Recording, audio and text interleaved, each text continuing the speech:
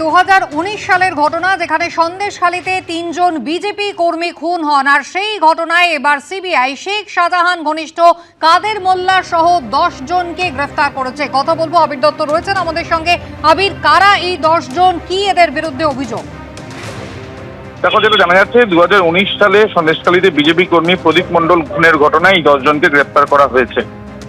শেখ শাহজাহান, যে শাহজাহানের ঘনিষ্ঠ কাদের মোল্লা, যে ওই গ্রাম পঞ্চায়েতেরই উপপ্রধান, এবং সেই কাদের মোল্লা সহ 10 জনকে গ্রেপ্তার করা হয়েছে। তারা অধিকাংশই তৃণমূল কর্মী, এমনটাই সূত্র মারফত জানা যাচ্ছে।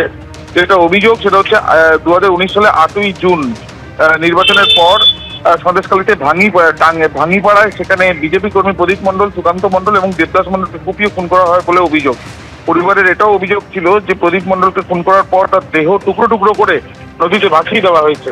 এই ঘটনার পর বারবার করে নোটিশ দেওয়া হয় এবং তার পরবর্তীকালে যেটা জানা যাচ্ছে যে গ্রেপ্তার করা হয়েছে সিবিআই এর তরফ থেকে এই 10 জনকে।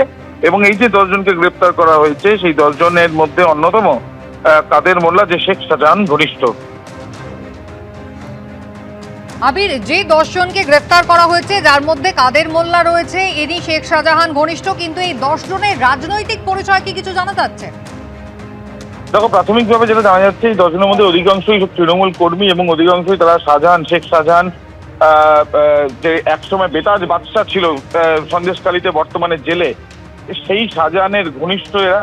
এবং শাহজাহানের যেটা অভিযোগ পরিবারের তরফ থেকে প্রদীপ মণ্ডলের করা হয়েছিল যে এই মামলা যখন পুলিশের তরফ থেকে যখন প্রথমে শুরু করা হয়, তখন এই মামলার প্রথম চার্জশিটে শেখ শাহজাহানের নামও বাদ দেওয়া হয়েছিল।